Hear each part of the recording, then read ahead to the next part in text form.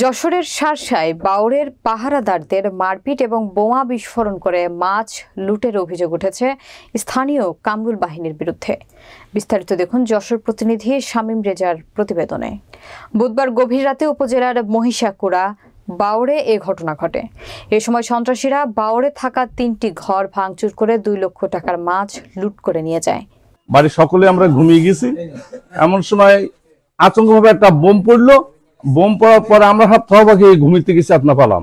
চেতনা পাওয়ার পরে বেশ একটুখানি পরে আমি তাও আসিনি যে কোন দিক দিয়ে বোমটা ফুটলো। তখন এই দিকে হাঁটতে হাঁটতে আসলাম, এসে আমি অফিসে আইছি।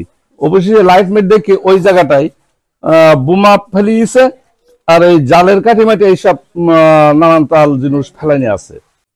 এই বাংলার ডিউটিতে বাংলার চকি ফায়রা দেয় এখানে, এই 20 ঘর এখানে থাকি।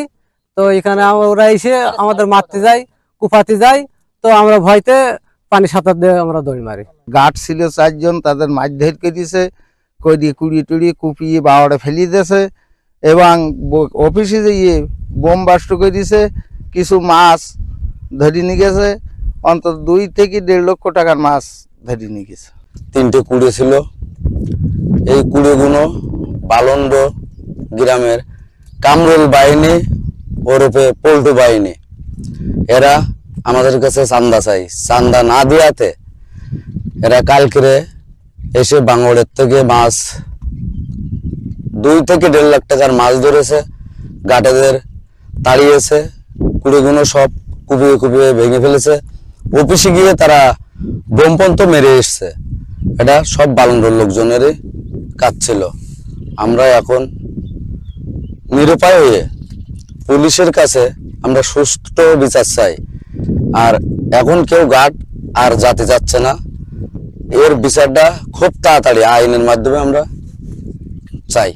এ ঘটনায় শার্শা থানায় কামরুল ও তার বাহিনীর 13 জন সহ অজ্ঞাত ব্যক্তিদের বিরুদ্ধে অভিযোগ দায়ের করেছেন ভুক্তভোগীরা।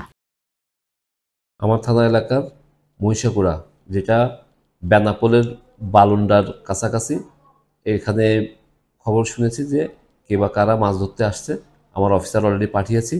এটা আমার সীমানা এলাকা না বেনাপোলের, এবং কি ঘটনা ঘটেছে এই সংক্রান্ত আমার অফিসার গিয়েছে, দেখে বিস্তারিত বলতে পারবো।